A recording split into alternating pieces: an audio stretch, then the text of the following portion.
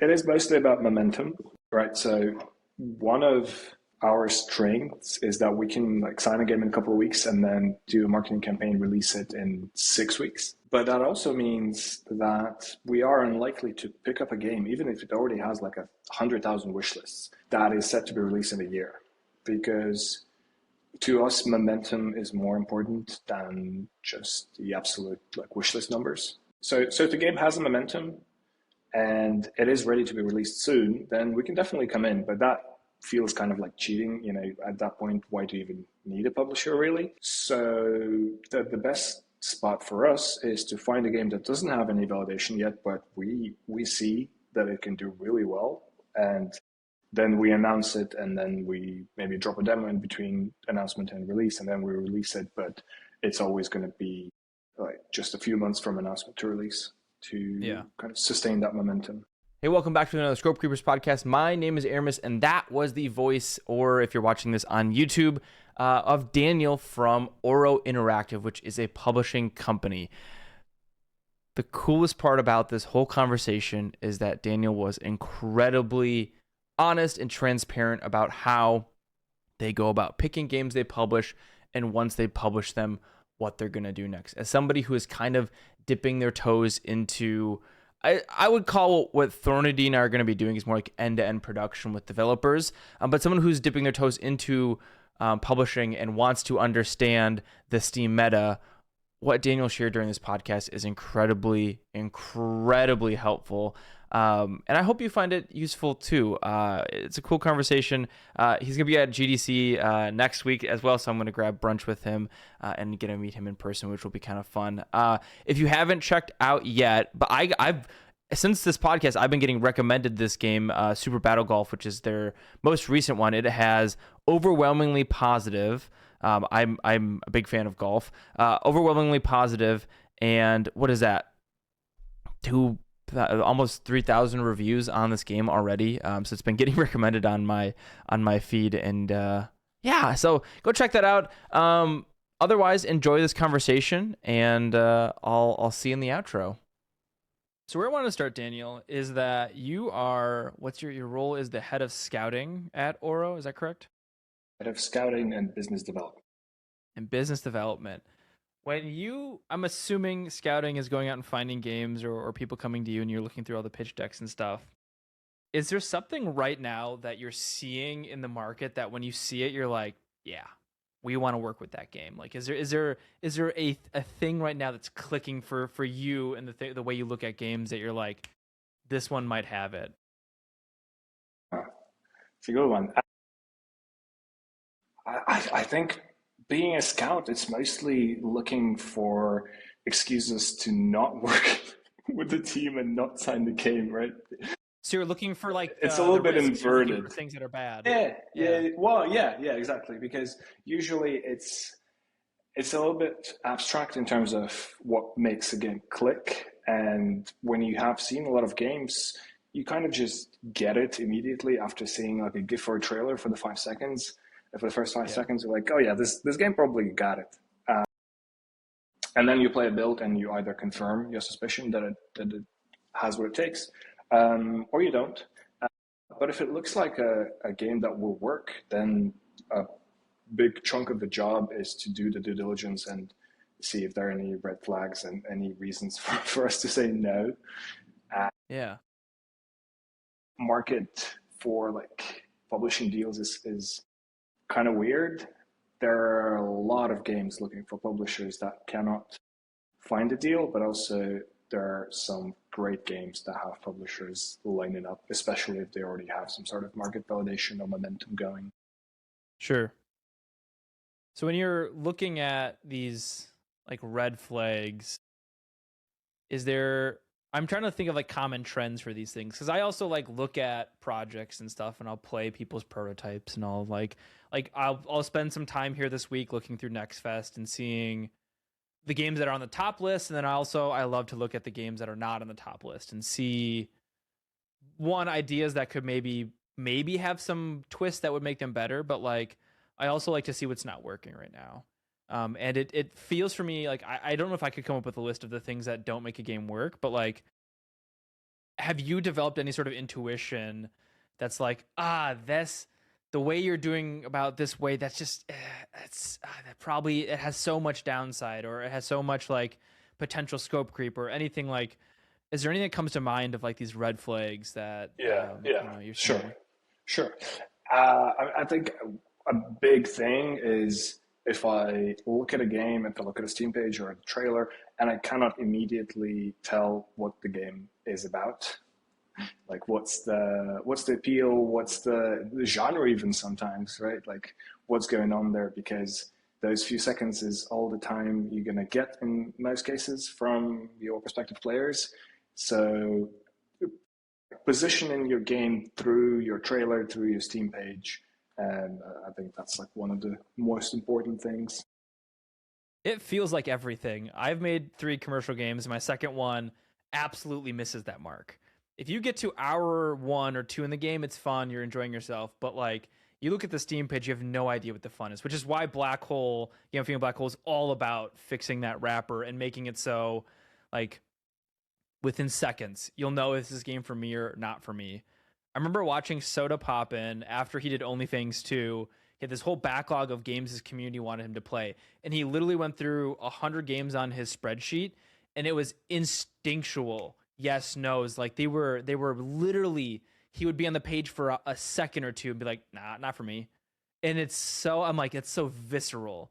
And so it's like, you're saying that that's something that is like like, is that almost like the initial filter is like, if you see the page, can you understand the game? If yes, move forward. If no, move on.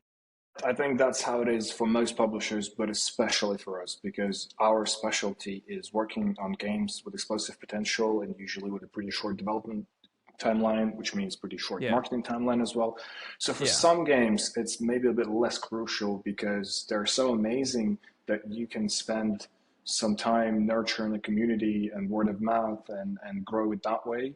And even if it's not very accessible and it's not very clear what you're trying to do on first glance, you can still achieve success. But for the types of Yeah. games that we like to work with, yeah, that's the first filter pretty much. Why did you choose those sort of like? Why is that the specialization, or how did that come to be that Oro's focusing on kind of these games that are? It sounds like maybe already marketed by, or already validated by the market and are on the upswing, and you're like trying to take that and push that as high as possible. Where did that kind of specialization come from? So I think it's basically two things. First thing is that at its very inception, Oro was an influencer marketing operation by our CEO and founder, Sam. Um, yeah, and yeah, he was. If I hope I don't scuff the story, don't twist it. But if I remember correctly, he was in uni and he needed to get like a summer practice type of thing, and he couldn't find one, so he decided to set up his own game marketing agency thing because he loved video games, and that's how Aura started basically before it became a publisher. Um, but how games are currently indie games are discovered by players is mostly through influencers, right? So it makes sense to work with games that are palatable to influencers, and we know how to pitch them to influencers. And just working with content creators is the cornerstone of our marketing strategy. So that's one. And the other part is that we are a very small team. We're 5 people. We're likely to stay that size for at least some years. And all of us work on all the games that we ship, which kind of limits us in terms of types of games we can work with. That is why we work with games that have shorter dev cycle because we Mhm. don't want our producers to be tied to a project for 3 years and that project will take up like a considerable part of their bandwidth for those years. We like shipping games. It's a very good feeling shipping a game, even if you didn't make it yourself but just helped it to the market. Yeah. Yeah. Yeah, so that kind of naturally makes us specialized in those kind of explosive short dev cycle type games.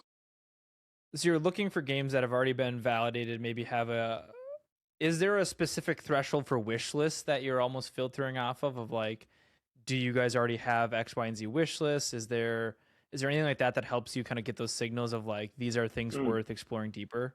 We're not necessarily looking for games that are already validated. Like Super Battle Golf that we just released last Thursday, when Okay. we evaluated it, it didn't have any online presence, no Steam page or like any TikTok videos or anything. So it's not necessarily that. I mean, that obviously helps. That makes it pretty much, well, not risk free, but lessens the risk quite considerably. There's no specific threshold, right? We don't have a document that says, if a game has 50,000 wish lists, then it goes into this column, and if it doesn't, it goes. And Yeah. it is mostly about momentum, right? So one of our strengths is that we can like sign a game in a couple of weeks and then do a marketing campaign, release it in 6 weeks if the game is ready for Wow. that. Yeah. Yeah.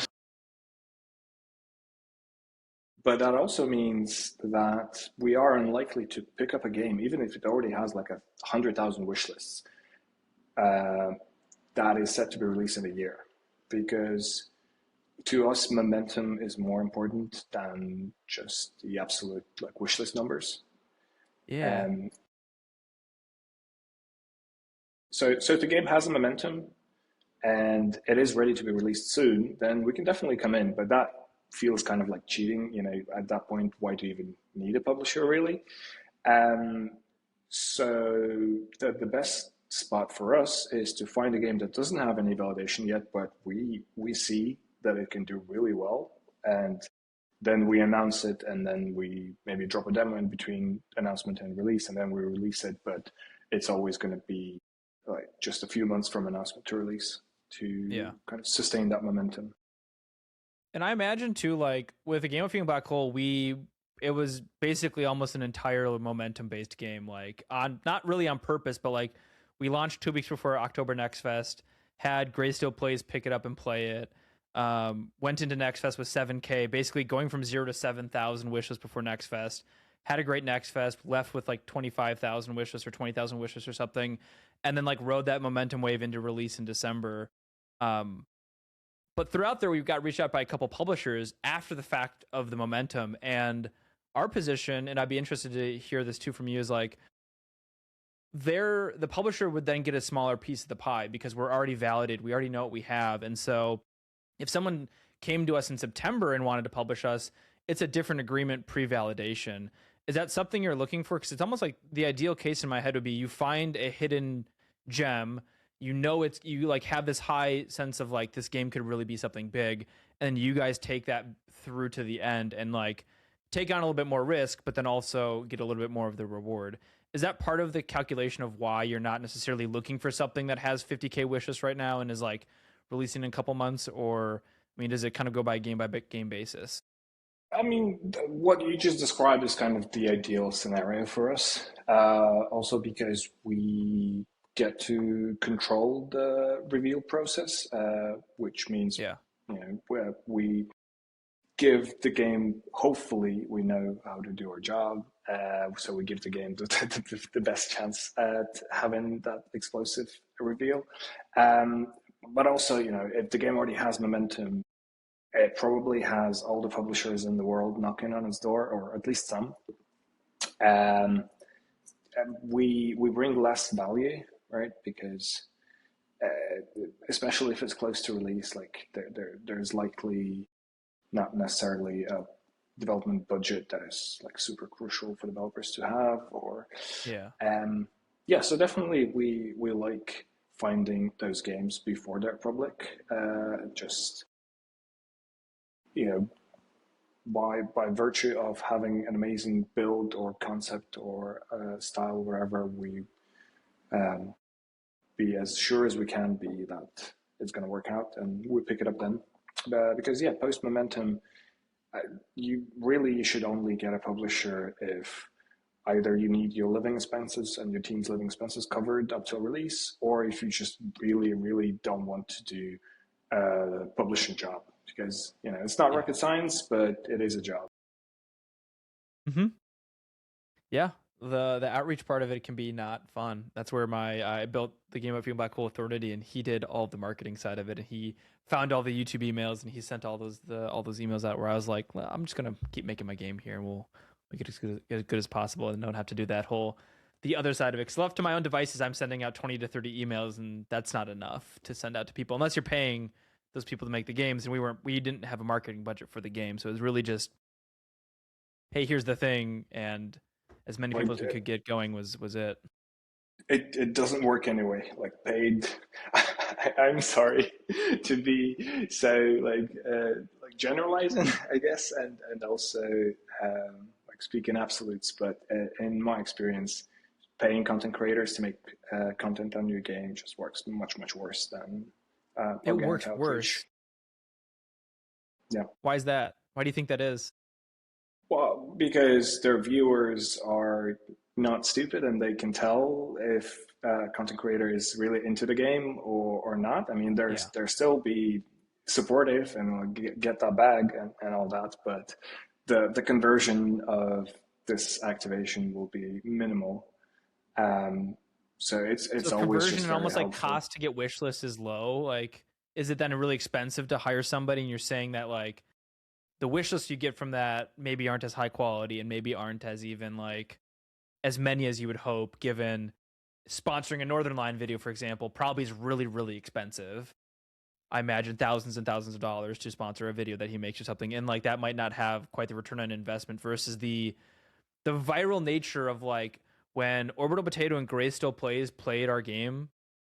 At the end of it, they were almost mad that the demo was done. They wanted more, and I think that moment, like that moment to convert these people into going to play the demo and going to wishlist the game, was so visceral at the end of those videos that I'm like, you don't get that feeling. It doesn't come through that genuine feeling, I imagine, if it's a paid sponsorship as well. Yeah, absolutely. I don't think a paid sponsorship. Well, I mean, I guess you might get some interest from viewers who are really into this genre, but just the streamers' excitement from playing the game, not because they were paid to, but because they are genuinely enjoying it, that really helps the game much more. Yeah. Is that a signal for you if you send out like emails to content creators that you guys have in your network or people you know and they don't want to cover it? Is that something you're like, uh-oh, like this is a red flag, like something needs to change, or something needs to be pivoted here so we can like make the game a little bit more attractive to content creators? Yeah, I mean that's a fair thing to say. It could be positioning of the game. It could be its presentation. But yeah, if the game doesn't really excite content creators at all, like there's nothing, then it's probably a bit of a worrisome sign. Sure. Yeah. So one of the things we're trying to think about in the new year here is like, we know going into the NextFest you want to have enough wish lists because it's a multiplier, not an additive thing. Especially for our smaller games, it's like getting to 7 to 10,000 going into that is really helpful for it to be a more successful NextFest. That's why like we kind of got lucky with Black Hole going in with 7,000 versus like had we gone in with 2,000, we have a completely different NextFest, I'm pretty sure. Are there ways that you guys look at heading into NextFest that's happening right now? Are there ways that you're looking into going to NextFest? You're trying to like engage that momentum and try to like go into this and have this like week be a really successful time. Are there any tips or tricks or things that you're willing to share with? Absolutely. I have to preface this with saying that I think NextFest is getting less and less important and less effective, just because there are so many games. This one is like 3,900 games, I think. Demos. Last edition was, I think, 3.4 maybe. So it's growing year on year quite considerably. Yeah. So it's so much. Whereas like 3-4 years ago, it was a really efficient tool, especially if you already had decent amount of traction. Now it feels like it's the chances of getting something significant out of it are pretty low if Sure. you are not like a massively anticipated game. But yeah, I think, I mean, the current meta is that you drop a demo a couple of weeks out from NextFest and reach out to content creators so that they play the demo, so that you have the maximum momentum going into NextFest. Because again, we don't know for sure, but people who are really into Steam marketing data side of things, like Simon Carlos and Chris Zukowski, from what I understand, their consensus now is that the momentum going into the next fest is more important than the total amount wish lists. Again, same thing. So almost your velocity going in is more Yeah, important than the raw value of it. So it's not necessarily hitting 7K. It's like having some way to be having that curve be upward heading into it. yeah, pretty Huh. much.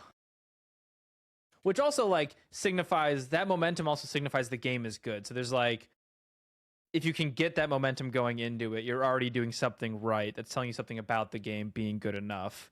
And it's trying to find games that can have potential to have that momentum is what you guys are specializing in.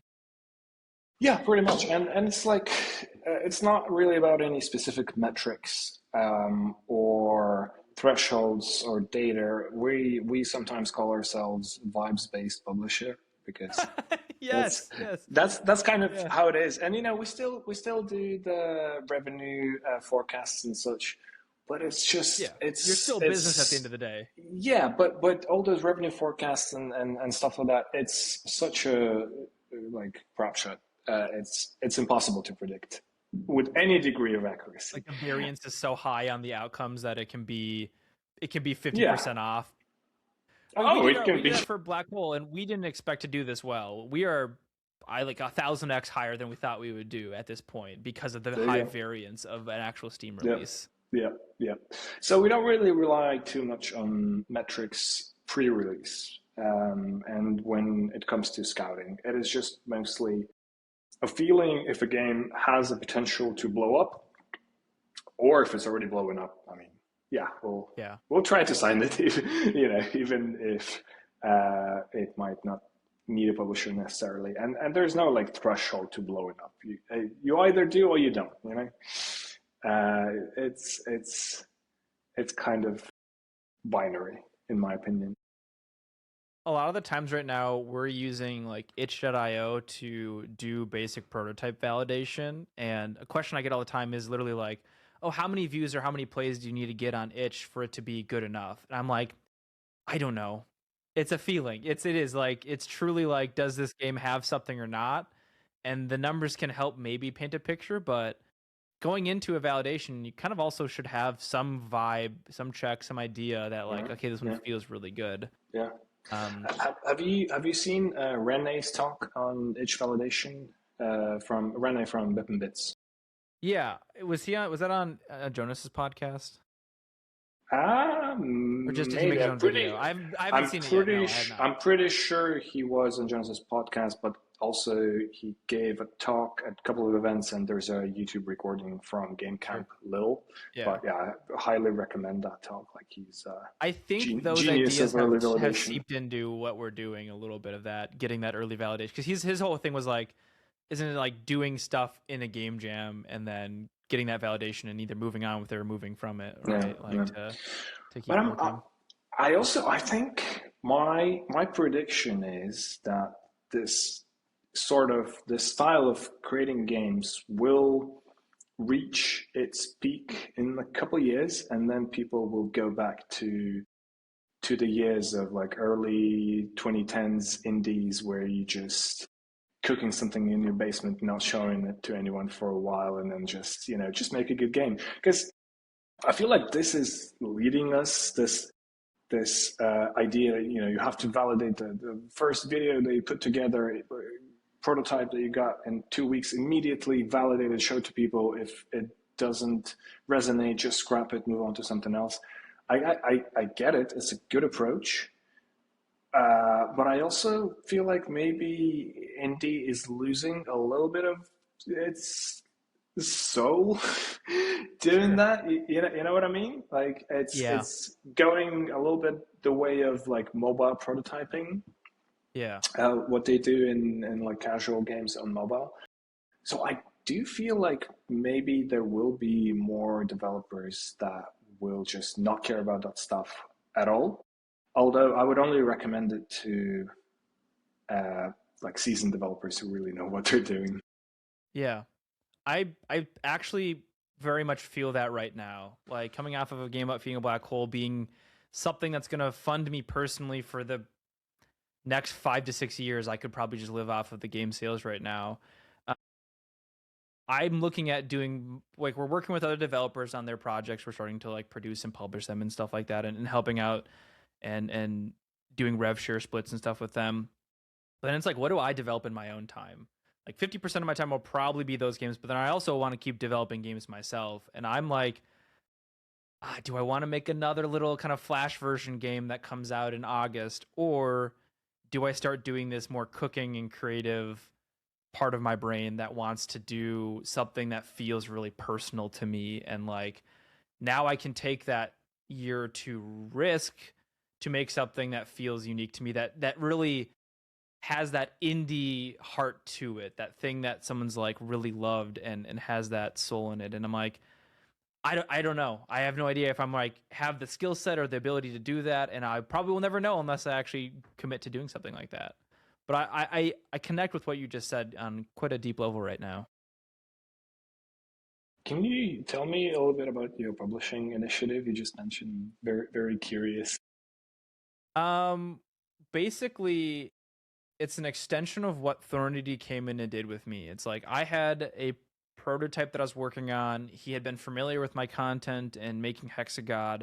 He saw my talent and my ability to throw work away that wasn't good. And then he was kind of just like we became friends over a while. I saw him make Click and Conquer with Sockhouse, and I'm like, oh, that was really successful. He propositioned to come on board and help out with a game of Feeding Black Hole and partner with it with a rev split agreement in the back end. And we made the game together. It was really great working together. We were able to bounce ideas off each other, and like basically he took the ideas I'd have and found ways to make them really marketable and mass appeal, and then helped a lot with the balance and marketing side of it all. And that worked out. Obviously, we're on the other side of the table now, or other side of the release. It worked out incredibly well. Like Mhm. my plan was try to make a game that sold dollars or whatever, like make a game in 200 to 300 hours and have it sell 10, 20, $30,000 would be great.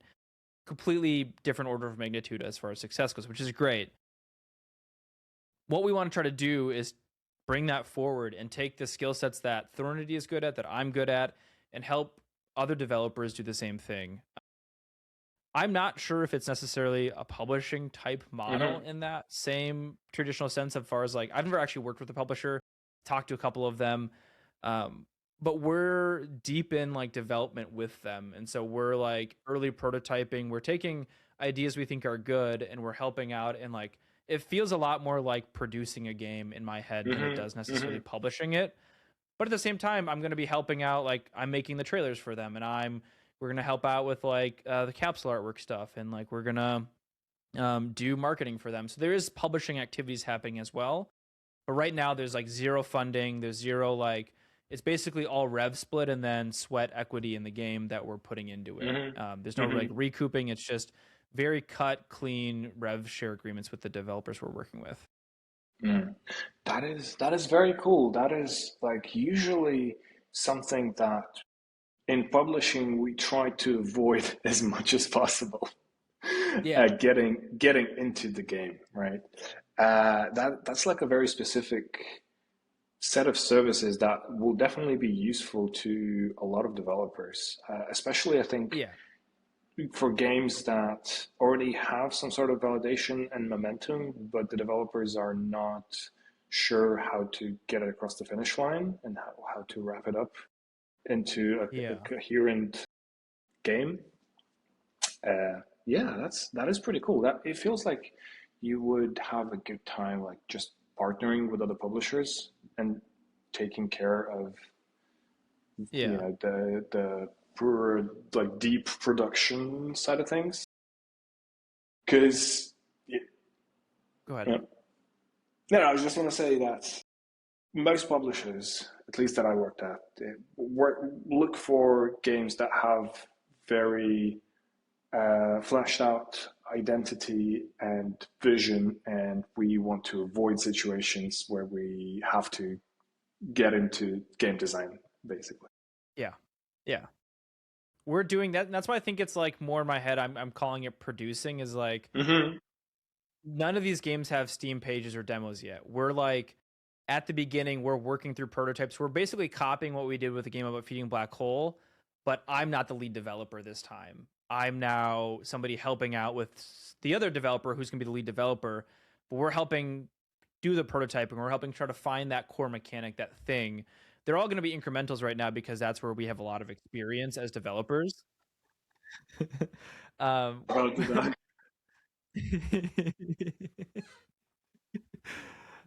um, we have a lot of experience with incremental games, so we're trying to focus and specialize into the thing we're good at, and use those experiences to try to do something a little bit different. And this year's an experiment. We don't know if this scales, if every year we can do 2 games like that, if we can figure out how to create tooling and setups where we can do 4 games a year, or if it's, hey, we can only we'll figure out our max capacity. But this is an experiment year to see what we can do. We have a daily deal coming for Black Hole. We have a daily deal coming for Click and Conquer. We're going to try to do a window where we launch these games during those daily deals to bring everything up. And we're going to see if that can work, if we can make that model where, we're not, these games, we're trying to find games that do have potential to be momentum, but aren't like at the state where they already are validated. Not saying we're opposed to finding a game that, like, if a developer comes to us and says, hey, I got 10K wish list and I have no idea what I'm doing right now, can you guys help out with that? We're not opposed to that, but we're also like right now interested in having our hands in the cookie jar, if you will. Yeah, yeah, that makes sense. That is a pretty unique model. I'm curious to see how it's going to work out. Me too. Nice. Yeah. We'll see what the year shapes up to be. And if worst case scenario, we'll go back to just making our own games again. And luckily we have Black Hole success, so financially speaking, we don't necessarily need to take big risks with anything because personally we're both set.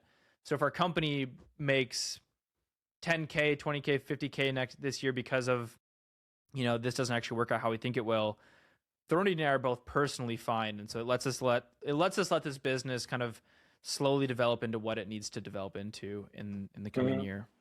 So At least that's a plan right now. Yeah. It's only February. Yeah. Wow. Do you know when's your first release going to be? More, give or take. Our plan is August, so we're gonna aim for June NextFest, getting like idea validation now. Maybe like March and April will be refining demos, and then looking to launch demos in May, and then go into Steam NextFest with those demos for June. Nice.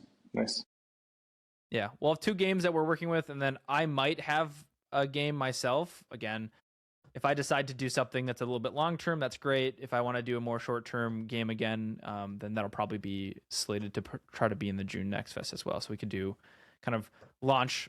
I mean, you guys are kind of doing that. You have your like Oro has like. I mean, this is a crazy busy month for you, right? You have a couple games came out this month, or came out this week. You got earlier this week. You got games in the NextFest. Like, that's a crazy start to the year.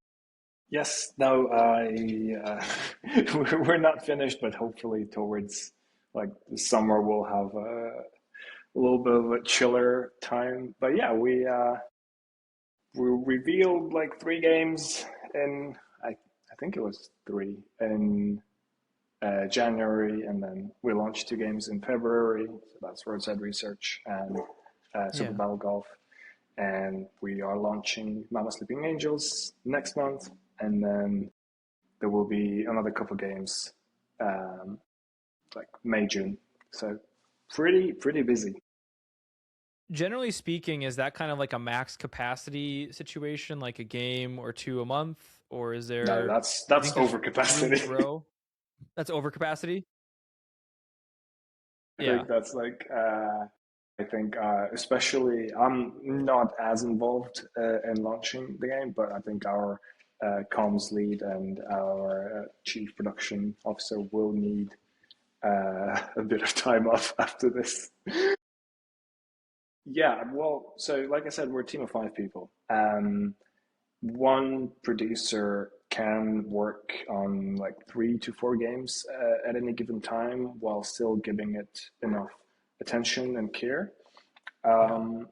Which means that if we like doing shorter projects that take about half a year, that is 6 to 8 games a year. Without scaling any sort of headcount. No, it's I think inevitable and unavoidable that if you scale the headcount, you are gonna get slowed down quite significantly. I worked in indie publishers that were like 50 people or maybe even maybe even more. I don't remember how big was Time to Build when I was there.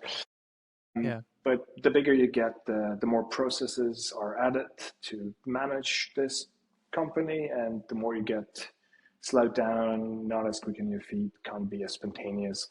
Uh, uh, Things start like slipping through cracks sometimes. Yeah. If you try to be as quick as you were when you were 5 people. So I really enjoy this team size. Yeah, I think we might add 1 or 2 more people. You cannot completely avoid growing, but we are very conscious about how we're going to grow. Yeah. I think that makes a lot of sense. And it's something that as I've started to look into making, like, I have my own personal studio now, but now as we're moving into the business side, it's like some of these decisions you get to make. You get to choose some of these choices. And you can choose, like, I could have taken all the kind of income I've made by a Game of Fiend Black Hole, invested into the new company, and hired a bunch of people and just take on crazy amounts of risk to try to make a bunch of games this year. But it's like, I don't need to do that. There's also no need to. It can be a slow cooking thing in the background that I'm not risking $300,000 on 3 people's salaries trying to make games. It can Yeah, simply no, be, hey, let's throw more sweat equity into these games and see what we can do. I've seen it many times. A developer, maybe with a small team, publishes a successful game, ramps up, the studio headcount, release a second game. It doesn't do as well. It would have been fine if they didn't grow, but because they Yeah. did, they're not kind of fucked. So yeah, happens Yeah. quite a lot. It's quite nice to be able to, like, we're one of the things we're thinking about as we go forward is like, okay, if we ever want to like pull salaries from this and we're doing 2 games a year or 3 games a year, all of a sudden what does those rev splits have to look like, and what does the game success have to look like? Can we make a bunch of $50,000 to $100,000 games, and all of a sudden with long tails of sales and daily deals and stuff, can we keep this going and it just be Thornity and I building a couple games a year, or partnering with people to make a couple games a year, and have this be a nice like sustainable growth thing that can organically build up, as opposed to I'm very risk averse when it comes to like kind of investing capital into stuff like that. Which is also somewhere where I'm gonna have to grow then to say like, when do we run a round of Reddit ads to try to boost wish lists going into NextFest, and when do we do like where are the opportunities and moments to actually invest more money? Which maybe if that's something you're willing to talk about, like you said, create paying creators to do marketing isn't something that you find valuable or haven't found like very high return on investment. Are there areas in marketing where they're like, these things are actually quite like worth the effort to put into? No, actually, we are, well, me personally, and I think everyone on the team will agree, we are a pretty firm belief that the best things you can do for marketing your game are all free. Yeah. Yeah, Perfect. I've seen it also quite a bit. A developer with mobile background wants to make an indie game, and they're like, how do I do user acquisition? Okay, I can do social media ads. I need to calculate my cost per wish list and then see if it's gonna um, if it's going to recoup based on the wish list conversion. Like, okay, Yeah. cool, I'm getting my wish list for like 15 cents a wish list, amazing. I'm going to ramp up social media spend. Game comes out, they have a conversion rate of 1.5% on their wish list, because those wish lists are from people who are not really interested in buying their game. I don't think there's a That's what my gut substitute. tells me too. There is no substitute for organic interest. That's it. So in terms of marketing, we usually spend little on marketing itself. Like, it could be working with regional partners for Yeah. PR, marketing, influencer pushes. But even then, for some cases, we do, for example, Chinese partners, we can do revenue share split specifically from Chinese sales to make sure they also have a great incentive. They're invested in the game's success in those regions. So marketing wise, it's not much really. Publishing budget in our case mostly goes to things like localization, QA, porting, stuff. That's cool. I like to hear that because I've talked to a couple people who do like run some Reddit ads and stuff and see those like cost per wish list numbers, and I'm like, but my question is always like, I wish Steam gave us enough understanding so we could say these wish lists came from here and that bucket of wish list converted this well to the game, because I'm like, that seems so interesting to me because like Black Hole has 30% conversion rate from wish list, which is incredible. And like that's because it's all this viral marketing type of like, it just snowballed its way to the end and it's people who really enjoyed and had fun with the game. But I'm like, yeah, if you get 7,000 wish lists and 0.1% of them convert, they don't matter. Yeah, yeah. Seen it happen quite a few times. It can also happen where a game does really well, uh, and it has some paid marketing on top of it, so that can be Yeah. helpful. But the game just has to have that organic appeal. Yeah. There's one exception in terms of marketing spend. I just remembered what we do spend money on is one particular showcase that we think is worth it. You wanna take a guess which one it is? Is it the Game Awards? No, God Or is no. that way too expensive to get into? Yeah, it's yes. I mean, I don't even know this exact pricing, but I've seen some numbers on Twitter, and it is very expensive for us. But also, I'm not sure if it's even you know Is there like an indie our dev showcase out there? yeah. Is that it? Yeah, yeah. It's The indie called Triple I Initiative. Triple I. Yeah, yeah. It's gonna happen this year. Is gonna be third year they're running it. It's in April, and it's highly curated. Um, First year they got Slate Aspire 2 announcement, for example. Oh, sure. So Cool. it's highly curated. It's a great bunch of games, and because of that, the audience that they attracted is like core Steam audience who like indie Oh, games. and these are banger games in here too. I'm looking at the Yeah, list that they have from 2025. yeah, yeah. Yeah. Yeah. So showcases can be a bit of a hit or miss. Some work not as well as others.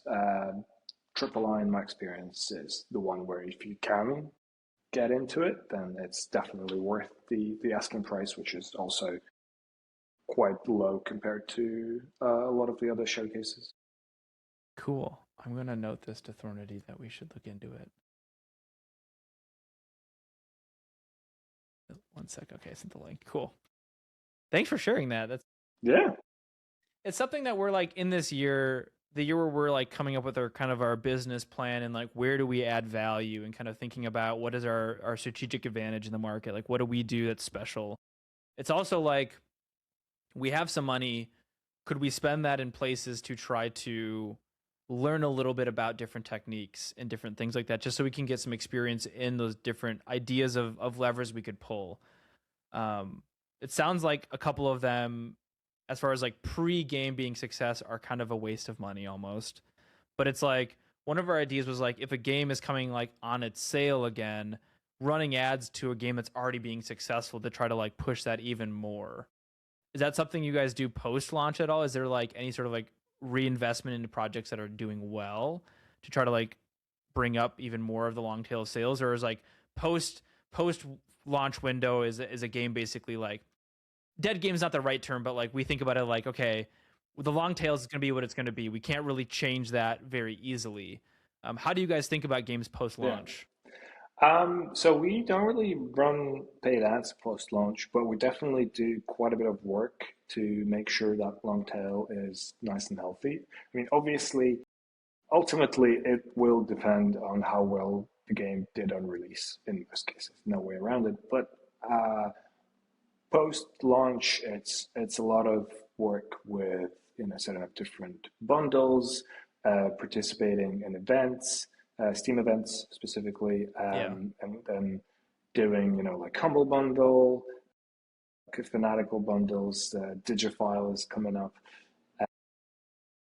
so it's dev work mostly, right? And of course, if a game is successful enough, bringing it to consoles because usually it's Steam first.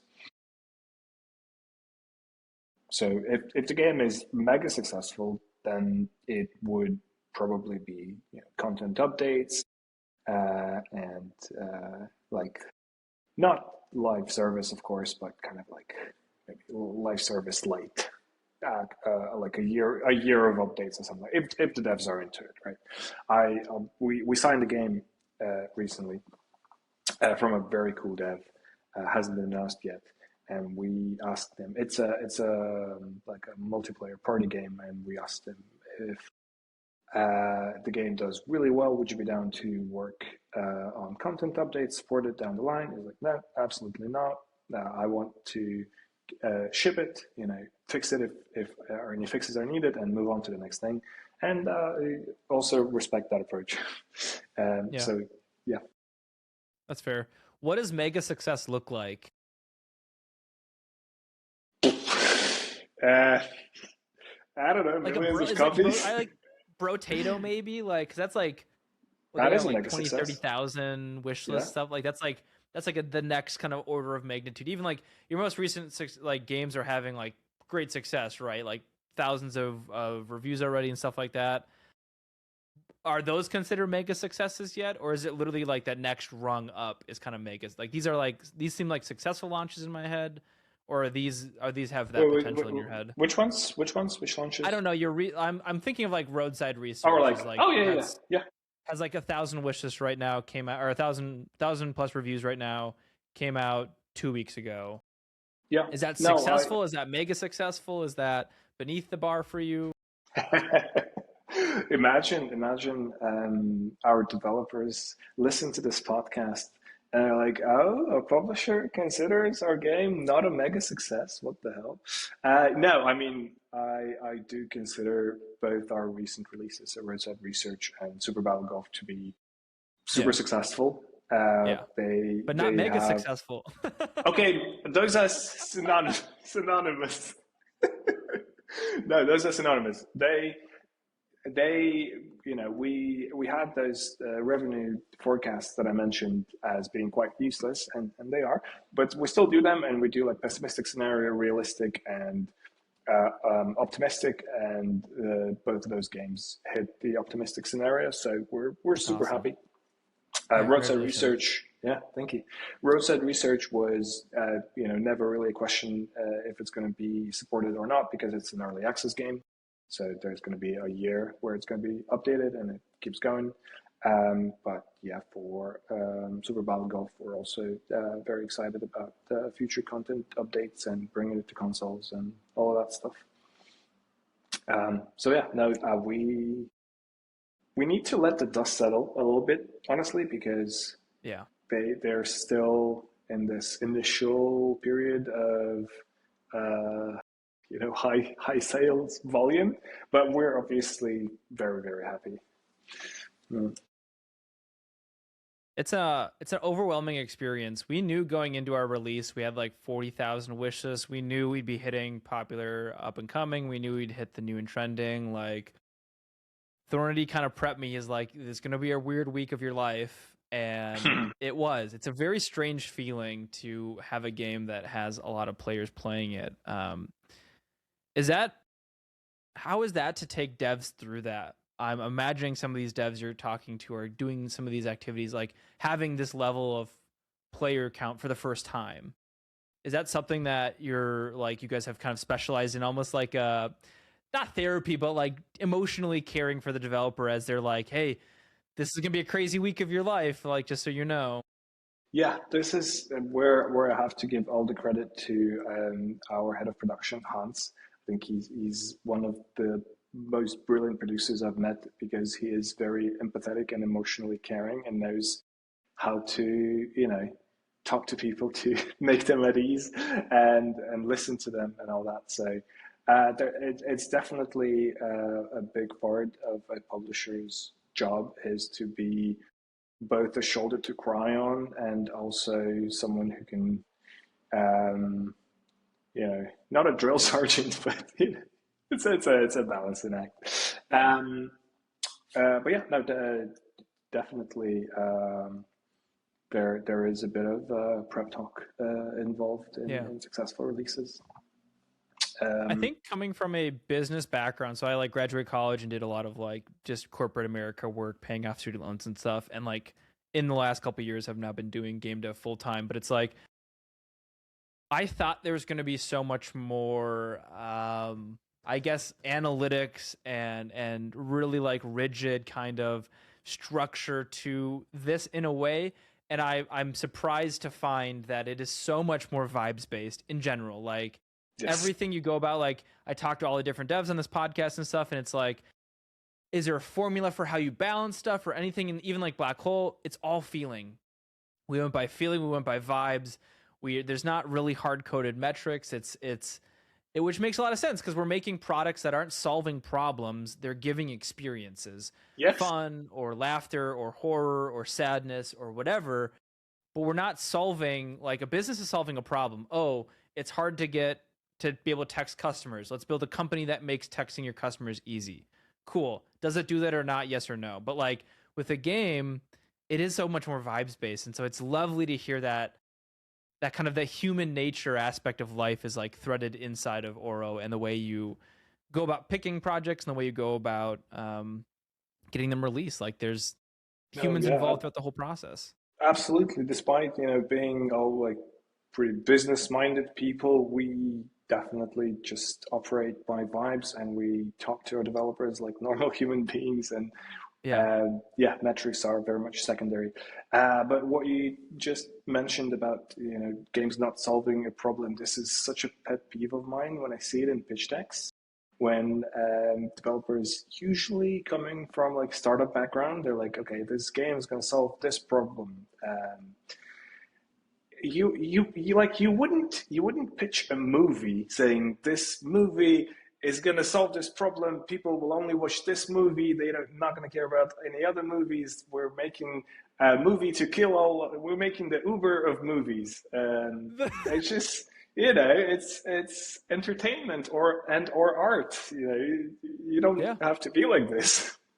Yeah. Um, but also, even in terms of like game publishing related tools that are coming out, and they're supposedly solving like visibility or community building issues or like anything marketing related, usually miss the mark because it's still at the end of the day, people either organically attracted to your game and vibe with it, and then the effort that you need to put in into getting it in front of them is still manageable without any tools, or if it's not, then no tools will help you. So I think I'm very thankful that our whole indie side of the industry is very much vibes based and not mathematically solved like Yeah. casual mobile games. No disrespect to casual mobile developers and publishers, but it is different.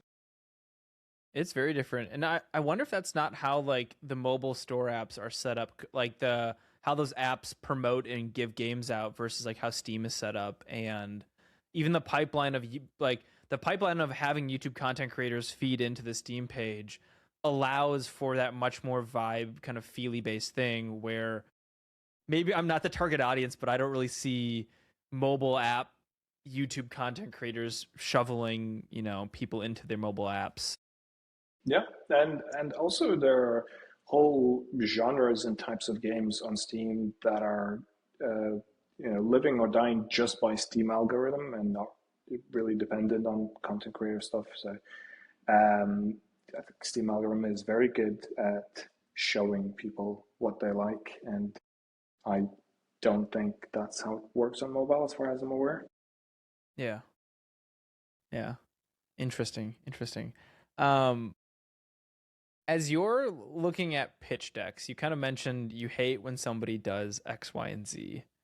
Um, are there other things? So it's like back in the day, like looking at making a resume, right? And I've been on the other side of the table. I've looked through a bunch of resumes, and I've developed this sense of like resumes that look good or don't look good, and you kind of intuitively kind of know some stuff by common practices. Is there a list of other red flags you could Oh, ship out, yes. ship out to developers? Like I'm assuming somebody watching this video is going to send a pitch deck to you now. Is there a thing that they should remove from the pitch deck? So don't say you're solving a problem because you're not. That's one Yeah, thing to remove from your yeah. pitch deck. Is there anything else Okay. that you're like, Oh, hey, yes, I yes. hate that these are there? There are several things. Okay, so I'll start with maybe not very obvious but important thing. Make sure the access to your pitch deck is properly shared, and I don't have. It happens. It happens. Yeah, Yeah. yeah. Because that Ideally, probably kills it, right? If you click the link to go to their Google Slides and it you says request access, you probably just move on with your day, right? You maybe don't even uh, request access. I will It depends on request the game, I access. suppose. I will Sure, request sure. access, but I will be annoyed. But that's Um, your first impression now is annoyed. yeah, In a yeah. vibes-based industry, the first feeling you have of the game is annoyance, which isn't a great vibe. Yeah, that's true. Oh, yeah, another one quite similar. Sometimes developers want to sign an NDA before sharing a pitch or a build, which I understand being concerned and being protective of your game, but we don't really do that here. And most publishers will just straight up tell you, like, no, sorry, you can just send it to us, or if you're not comfortable, don't do it. But we're not signing NDAs. Yeah, Um, yeah, that's usually how that works. And then ideally, don't make me download the pitch deck. If it should be viewable in browser. That would be nice. So there's like technical things. But one like specific piece of advice I can give in terms of how to structure a pitch deck is think of us like pitch the game to us as you would pitch it to a player in terms of front load your pitch deck with the coolest stuff that you have. Your first couple of slides should be like GIFs or videos or screenshots or whatever showcasing what's cool about your game, so that going into this pitch deck we're already excited, and then we go to the more technical side of things and more business side of things. Make sure to front load, or if you're reaching out by email, front load your email with the coolest stuff that you have. Like a little quick intro and then just a GIF showcasing the coolest part about your game. So that's like the most important part. The rest really isn't super important, because if I already like the game, if I'm interested in it, and then your pitch deck misses some information, I can just ask, right? I can reach out, I can schedule a call, and if your production timeline is not detailed enough for me, or if I want to know what's the budget breakdown is, yeah, I can just reach out and ask. So just front load your pitch with the most exciting stuff. And yeah. also, I guess the other piece would be, like be realistic and don't try to bullshit a publisher, and don't have unrealistic comparisons or expectation. Sometimes I see a game that is, like has like I don't know, let's say it's an RPG, and then in comparisons, you'll see Witcher 3 and Kingdom Come Deliverance 2. And like, Well, yeah, maybe something a little bit more comparable. Um, just like anything that makes me think that you don't really have an idea of what's going on is a bit of a red flag, right? Not yeah. it's not gonna kill a pitch, but if you want to do like a break even scenario in your pitch deck, which you don't really need to do, it's in my opinion. I'm sure some publishers will disagree, but in my opinion, it's our job. So you don't That's really even you need it. you have the spreadsheets, you could probably plug the numbers in really quickly Yeah, to understand those yeah, numbers. yeah, Yeah. exactly. But if you want to do, make sure that you're not calculating your revenue just as, a number of copies multiplied by the USD price, right? Stuff like that. Just, More people get their cuts in there, yeah, for sure. yeah, yeah. Um, Um, hmm? cool. With that, is there like it sounds like the biggest part is like hook you just like a Steam page would hook you. Like have something that is like gonna grab your attention as a publisher, prospecting it like a player. Once it gets into like kind of the more hard deals with the request, like somebody asking, I need this amount of funding, like I'm like picturing like a Shark Tank pitch, right? Like is that something you want as well? Like you want them to say, we're looking for 3 months of timeline, we're looking for this amount of or no funding, right? Even saying we don't want funding, we're looking for this and this. Are those sort of things you want to see in a pitch deck, kind of what their opening like ask is more or less? Or is that even like not that important if the hook is there?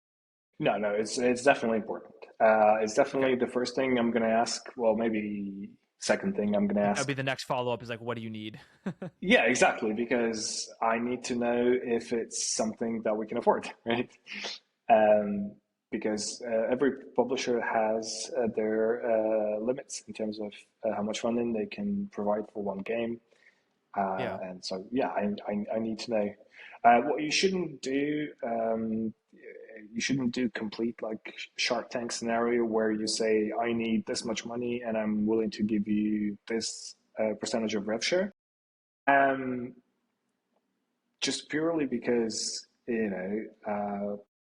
wait for the publisher to tell you what they think is a fair rev share situation, and maybe it will be more money to you than you would have proposed otherwise. Because I have seen pitch decks where it says like, oh, we want this amount of money and we want 50-50 split, but like we don't do 50-50 split. We do better for you guys. So, I Sure. mean, Yeah. yeah. Well, and there's like you're in a negotiation, they're anchoring way too soon to a number. They've like if you put out the rev share, that's the conversation hasn't even began and you're pitching that. So that's a good one to keep out, pull back a little bit on that.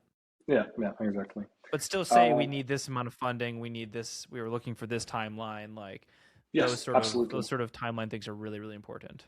Yeah, yeah. If a publisher likes the game, the most important aspects to see if it's going to fit in their pipeline and their portfolio is budget and timeline. Yeah. Yeah. The other thing I'm interested in is like as I've started to work with even like lawyers and CPAs and stuff, we've talked to different size businesses, and one of them I'm like, oh, this is just way too big for what we need. And is publishing the same way where like you'll get like pitches from people that are like, your game is trying to be a Witcher 3. That's just not what we do. So is there even that like looking at a publisher's catalog of games and trying to like fit into the style and size of games they make? Like, do you see games that are either too small or too big for what you guys do? Absolutely, yes. I think if you, as a developer, want to have a good response rate from publishers, you should definitely check that the game that you're pitching Yeah. makes sense for the portfolios and catalogs of the publishers you're pitching to. Yeah. Too small, not necessarily, because we are looking for games with explosive potential, and those games come in all sizes. It can be a Sure. pretty small project, but Yeah. the Vampire Survivors is, I would say, a pretty small game. I don't know, Hmm. but it feels I would that way agree. at least. Yeah. Super explosive, you know. It gave birth to some subgenre. But too big, well, yeah, I mean, in terms of budget or production timeline, definitely there are easily games, a lot of games that we maybe would have liked to have picked up, but they're too big. Yeah. But I know of publishers like AA territory where they do not consider games that are like smaller than like let's say a million in dev funding or 2 million or whatever. Wow. But most indie publishers are not like that. Most indie publishers will be happy to take a game that is no dev funding or very little dev funding as long as the potential is there. Yeah. Makes a lot of sense. Um, Looking at the scope creep of games. This is the name of the podcast, Scope Creep. Yeah. How do you guys manage scoping projects and talking developers to reduce scope? Or maybe there's a situation where you try to convince someone to increase it. I imagine it's probably the latter of the two where you're trying to bring scope down and stuff. How does those conversations work and how do you guys all manage that? I think, in my experience at least, scope creep is a problem that gets really the longer your initial dev timeline is, the exponentially worse the scope creep is going to get, or not even Yes. necessarily. So, like, let's say if you have Some sunk a cost fallacy, yeah. yeah, well, yeah, it's just a bunch of factors. It's just because game dev is so unpredictable and it's so many moving parts that need to fit together that if you have a 3 month project, you'll probably finish it, let's say, in 4 months. But if you have a 3 year project, it's not going to be 4 years. It's going to be like 8 years or something. It's Um, exponential yeah, longer the longer exactly, the dev exactly. initial. Okay, I see. At least that was my experience with it. And I was super used working at indie publishers for quite some time now. I was super used to um, development like gold master deadlines pretty much never being met. It's like 9 games out of 10 development timeline will be extended. Like it's just like it's a given. Um, but then at Oro, when I started working with titles that um, 3 to 6 months dev cycle, and I saw that actually quite a lot of them do hit those targets. So I think scoping your game initially to be quite short endeavor really helps quite a bit. Why do you think they're able to hit so much more accurately with the games you do at Oro? I think it's just like I understand much better what I'm going to do in the next 3 months than what I'm going to do in the next 3 years. It's that the horizon is much more manageable. So Yeah, like by the game, definition, your company is looking only like a couple of steps ahead. They're not. There's maybe long term plans and stuff like that in place, yeah. but it's like your guys aren't looking years in advance. You're looking at the next couple I know months, and that's been helpful. we are looking quite Maybe you're far ahead. focusing. You look ahead, but then you focus in on the foreseeable But future. when I said I mean like a hypothetical person, and it was like a comparison to how I imagine shorter Sure. versus longer dev cycle goes. Yeah. Yeah. Huh? Looking at some of these games that Oro has come out with, how much do you guys all attribute to luck with their success versus the skill and either the skill of the developers, skill of yourself, Mm. skill of your team? Where do you fall on kind of that kind of spectrum? Oh, I have no idea. It's a hard It's question. it is a hard question. There's there's definitely a bit of luck involved for sure, but the game also needs to have those ingredients to Hmm. click and connect with people. So Yeah. it's like I would say I don't know. It's like 80% devs efforts and their game, and then like 15% our effort and 5% luck. I don't know, Yeah. something like that. Yeah. Yeah. I don't want to toot my own horn too much, especially because the games that have come out of Oro weren't signed by me actually, because I joined uh, pretty like fairly recently. But I do think that for a publisher, like what makes or breaks a publisher is the type of games or the specific projects that they sign, because it really like how the marketing campaign is going to go, how launch is going to go, how everything's going to go, largely depends on the game. And obviously, publisher has to put in the effort and not slack off and not just be like a passive investor. But it's mostly about the game, right?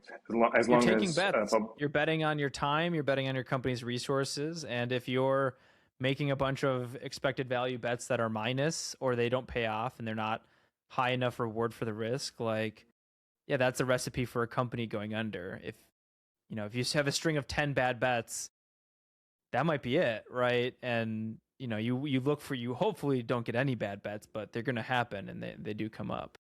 yeah, no, and you've seen it in the past couple of years, publishers that were spun up in early pandemic and they got a bunch of money and they invested in a bunch of games and they weren't super selective.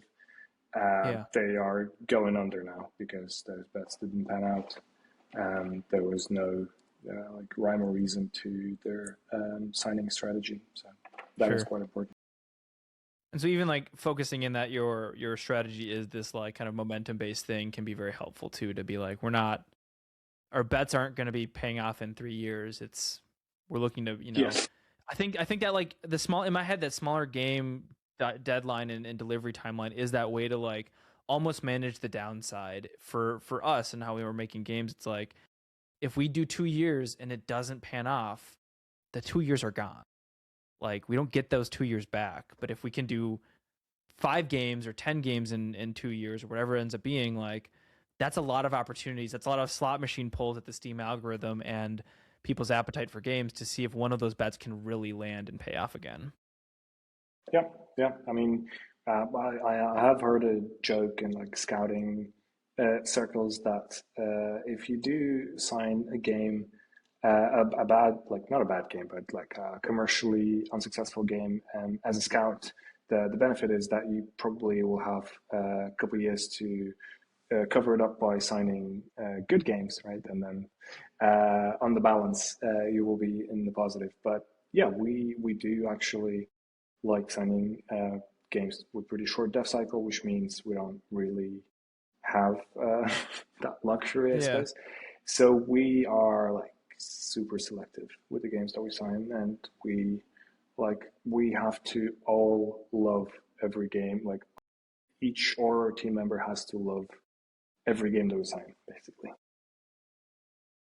I like that a lot. Everyone has to be on board because it's Because such we're a all going to small, work on them. yeah. Yeah.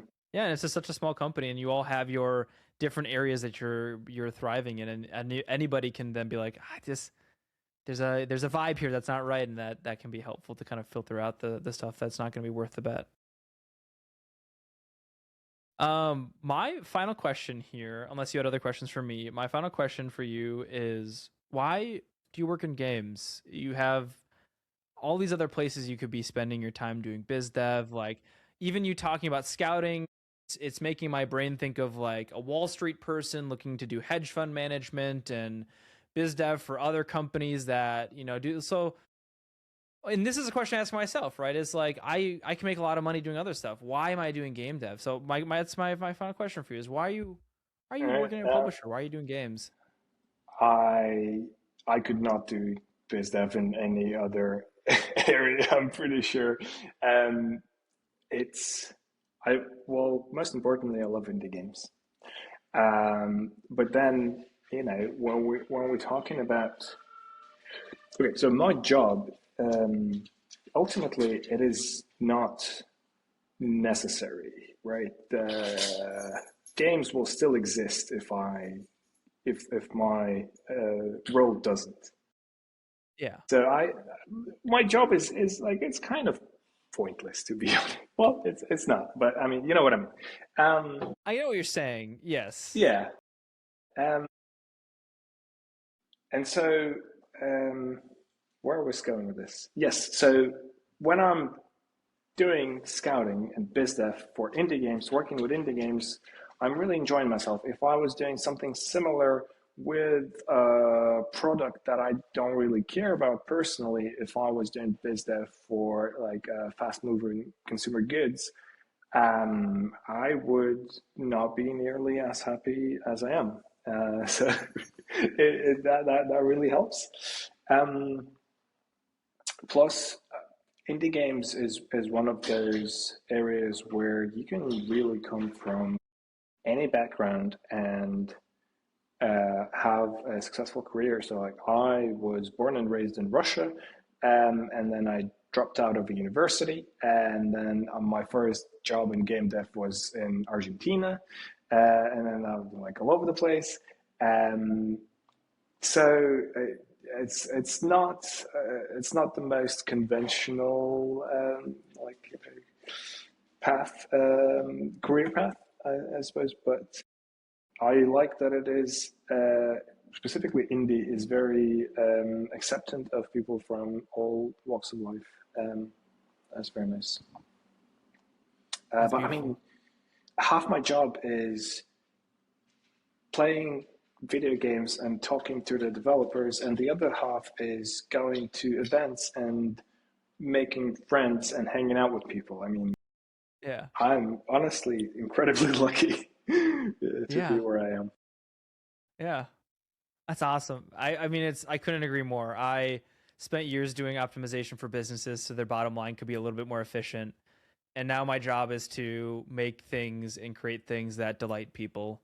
And they get to take a break from the shit that's happening in the world and spend some time with my products and enjoy their time and have fun. And it seems like it's a hard pursuit, but it seems like such a much more fun one for me, much more interesting, much more rewarding. And I think you're touching on the same points. Appreciate that. Cool. My pleasure. That's all I had for you. This was a beautiful conversation. I selfishly loved hearing all these publishing things as something that Thorny and I are thinking a lot about, and I appreciate how open you were to sharing your thoughts and ideas. And yeah, this is great. Thank you for having me. It was a pleasure. Yeah, let me know anytime if you have any specific publishing secret questions. I'll be happy to Will answer. do. I will absolutely do that. And yeah, likewise. I mean, there's probably opportunities for us to work together in the future. Hopefully we find momentum projects that you're like, dang, what are Aramis and Thorny cooking over there? Let's see what they got Yeah, going. yeah, yeah. Always, You never know always what's gonna happy happen in to the check them out. future.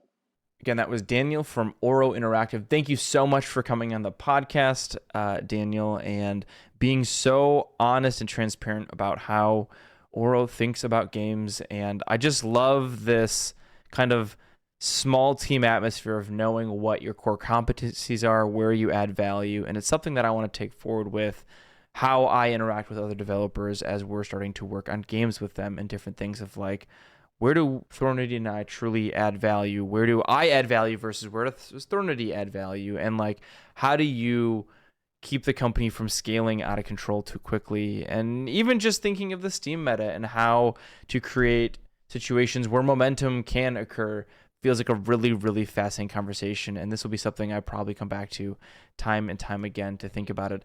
Again, if you have not checked out their most recent game, Super Battle Golf, check it out. It's on my list to play with my friends. Looks like a really, really fun friend swap game.